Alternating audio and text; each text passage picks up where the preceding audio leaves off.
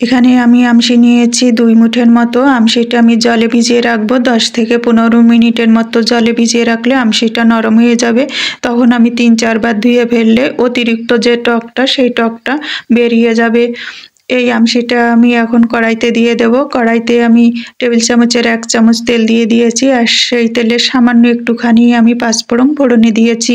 ফোড়নটা দিয়ে আমি আমশিটা চেপে চেপে জলটা ঝেড়ে ফেলে দিয়ে আমি কড়াইতে আমশিটা দিয়ে ভালো করে নেড়ে চেড়ে ভেজে নিলাম। এখন আমি 1/2 কাপের মতন জল দিয়ে দিলাম।